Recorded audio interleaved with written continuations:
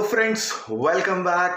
आ गया हूँ अगली 4 मिस्टेक्स लेके या मिसअंडरस्टैंडिंग्स लेके जो हम फिटनेस में डे टू डे लाइफ में करते हैं। इसके पहले के अगर दोनों वीडियोस पार्ट 1 और पार्ट 2 आपने नहीं देखे हैं तो मैं लिंक डिस्क्रिप्शन में डाल देता हूँ, वहाँ से जाकर आप इन वीडियोस को देख सकते हैं। ये वीडियोस ज़रूर देखिए, इससे आपको पता चलेगा कि जो मेहनत, जो हार्डवर्क आप कर रहे हैं वो कितना सही डायरेक्शन में कर रहे हैं, या कहीं आप ये छोटी सी मिस्टेक नहीं कर रहे जिससे आपके फैट लॉस में या वेट लॉस करने में डिफ़िकल्टी आ रही है, या फिटनेस का टारगेट अचीव करने में आपको डिफ़िकल्टी हो रही है। तो स्टार्ट करता हूँ। आज का पॉइंट नंबर 9 है। पॉइंट नंबर 9 ये है कि जो मिसअंडरस्टैंडिंग या जो मिस्टेक हम लोग करते हैं वो है वार्मिंग अप और कूल डाउन को इम्पॉर्टेंट नहीं समझना। देखिए दोस्तों, सर्टिफिकेशन इंस्टीट्यूट में जहां हम ट्रेनिंग देते हैं, टीचर्स ट्रेनिंग कोर्स की, वहां पे हम इस बारे में बहुत सारी बातें करते हैं कि किस तरह से वार्म अप आपके लिए बहुत इंपॉर्टेंट है, किस तरह से कूल डाउन इंपॉर्टेंट है। जितना इंपॉर्टेंट वार्मिंग अप होता है उतना ही इंपॉर्टेंट कूल डाउन होता है। कई बार कई लोग जो फिटनेस में बहुत सालों से वर्कआउट कर रहे हैं या अपनी बॉडी को फिट रखे हुए या सर्टिफाइड इंस्ट्रक्टर से, वो भी कभी कभी इन चीज़ों को भूल जाते हैं और ये मिस्टेक है कूल डाउन ना करना। वार्मिंग अप तो कई लोग करते हैं, पर कूल डाउन करना, जब आप वर्कआउट अपना फिनिश करते हैं तो उसके बाद आपको कूल डाउन करना भी उतना ही ज़रूरी होता है जितना वार्मिंग अप और आपका वर्कआउट होता है। हालांकि इस तरह के टॉपिक्स पे मैं पहले भी अपने वीडियोस में डिस्कशन कर चुका हूँ, पर एक बार फिर से मैं इस टॉपिक को कवर कर रहा हूँ क्योंकि ये एक बहुत बड़ी मिस्टेक है। आपने कई रिसेंटली ऐसे न्यूज़ सुनी होगी कि जहाँ पे कई सेलिब्रिटीज़ को, कई लोगों को अटैक्स आ जाते हैं या वर्कआउट करते समय और उन लोगों को अपने जान गंवानी पड़ती है। इसके पीछे का एक बड़ा रीज़न होता है, हालांकि इसके पीछे बहुत सारे रीज़न्स होते हैं, पर एक बड़ा रीज़न होता है कि आप अपनी बॉडी को प्रॉपर तरीके से वर्कआउट के लिए नहीं ढाल रहे हैं या वार्मिंग अप बराबर से नहीं कर रहे। आपकी हार्ट रेट, जो हम टारगेट हार्ट रेट और हार्ट रेट बोलते हैं, उसको प्रॉपर तरीके से बैलेंस करके वर्कआउट नहीं कर रहे हैं। तो ये ज़रूर कीजिए कि वर्कआउट के पहले आपको डायनामिक स्ट्रेचिंग करना है और वर्कआउट के आखिरी में स्टैटिक स्ट्रेचिंग करना है।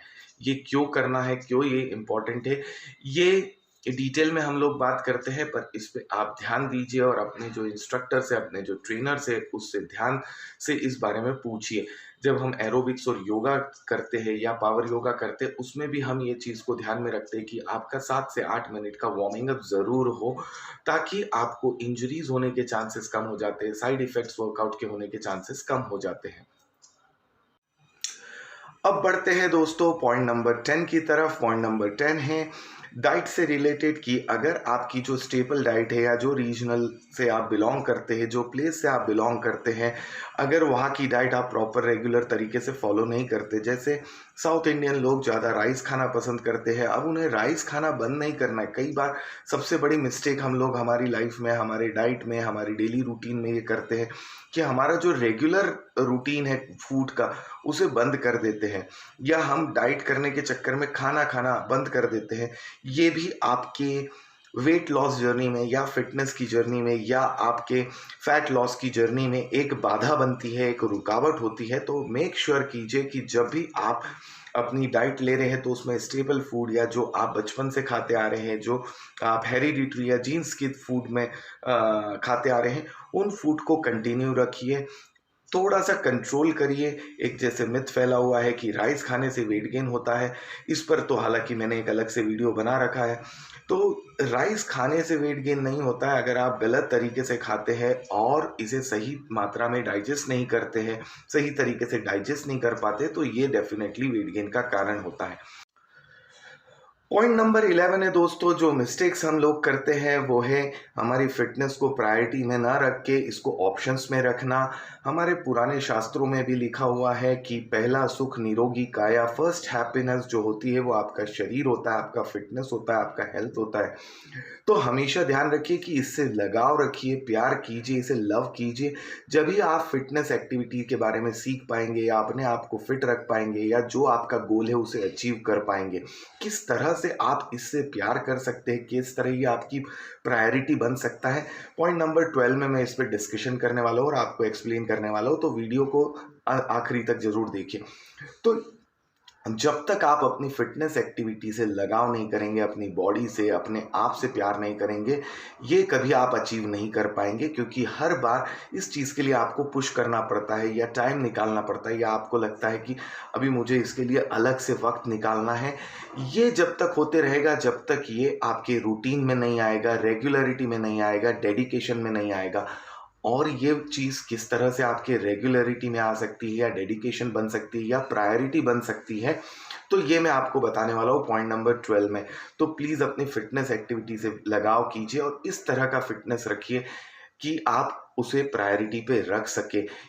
अब आता हूँ दोस्तों पॉइंट नंबर 12 पे, जो है one of the important point और 11 पॉइंट से कनेक्टेड है। जैसा मैंने आपसे कहा था कि मैं 12वें पॉइंट में आपको बताऊंगा, तो 12वां पॉइंट है selecting a group activity, selecting a friend जो फिटनेस रिलेटेड हो, या आप कोई ग्रुप एक्टिविटी करते हो, जैसे कोई डांस क्लास जाते हो, कोई एरोबिक्स क्लास जाते हो, योगा करते हो, पावर योगा करते हो। जब आप ग्रुप एक्टिविटी करते हैं तो आपके जो फ्रेंड सर्कल है या जो आपके दोस्त है वो इसी फील्ड से रिलेटेड बनते हैं, जो आपको मोटिवेट करते हैं, एज वेल एज आप बूस्ट होते हो उस एक्टिविटी को रेगुलर करने के लिए। क्योंकि फिटनेस जैसा है कोई डेस्टिनेशन नहीं है, it is a journey, life time journey है, जो आपको कंटिन्यूअसली ध्यान देनी है। कि आपने एक बार वेट लॉस कर लिया या आप एक बार फिट हो गए तो ऐसा नहीं है कि आप हमेशा के लिए फिट हो गए या आपने हमेशा के लिए वेट लॉस कर लिया।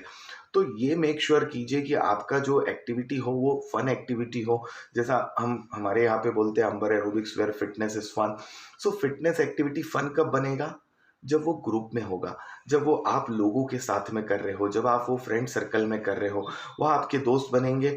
तो उस तरह के ख्यालात, उस तरह के डिस्कशंस आपके होंगे कि आपने कैसे वेट लॉस किया या आपने क्या चीज़ सीखी है over the period of time. We learn from each other. जैसे अभी आप ये वीडियो देख रहे हैं, that means you want to learn something. So इस तरह से हम लाइफ में सीखते रहते। जैसी संगत वैसी रंगत, ऐसा कहावत है। तो आपकी संगत जो है अगर वो फिटनेस वाले फ्रेंड्स की होगी, या आप ग्रुप में वर्कआउट करना पसंद करते, तो ये चीज़ आपको फिट रखने और मोटिवेट रखने और आपकी जर्नी में, पूरी लाइफ टाइम जर्नी में आपकी मदद करेगी। और मैं हमेशा बोलता हूँ दोस्तों कि फिटनेस के लिए वक्त निकालिए, फिटनेस के लिए, वर्कआउट के लिए, हेल्थ की एक्टिविटीज़ के लिए, चाहे वो स्विमिंग हो, चाहे वो जिमिंग करते हो, वेट लिफ्टिंग करते हो आप, या जाके कोई क्लास जाते हो, कोई फिटनेस स्टूडियो जाते हो, योगा करते हो, और उसके लिए प्रायोरिटी रखिए, उसके लिए वक्त निकालिए। क्योंकि अगर आप इन चीज़ों के लिए वक्त नहीं निकालते तो at the end of the year और at the end of the time you have to take out time for illness and for hospitals. तो इस चीज़ों का ध्यान रखिए दोस्तों। उम्मीद करता हूँ आपको मेरा नॉलेज या जो भी मैंने आपको समझाया है और बताया है पिछले 3 वीडियोज़ में और इस वीडियोज़ में, तो आपको पसंद आया हो। अगर पसंद आया है तो लाइक करना मत भूलिए। और भी कोई आपके क्वेश्चंस है तो नीचे कमेंट में जाकर कमेंट में पूछिए, मैं उनका जवाब पर्सनली देने का कोशिश करूँगा। अगर इसके बिसाइड्स भी आपको कोई लगता है कि कोई फिटनेस में कोई मिसअंडरस्टैंडिंग लोगों के दिमाग में है, तो वो पॉइंट भी बताइए। आपने कोई चीज़ नोट करी हो, जो नोटिस किया हो कि ये एक्टिविटी या ये फिटनेस में मुझसे मिस्टेक हो रही है या किसी और से मिस्टेक्स हो रही है, तो उस पे भी मैं वीडियो बनाने की कोशिश करूँगा। हमेशा की तरह मेरे वीडियोस को आकर देखने के लिए आपका बहुत बहुत धन्यवाद। और क्या करना है, अपने आप से प्यार और अपने देश से प्यार, और हाँ, मुस्कुराना मत भूलिए। जय हिंद, जय भारत।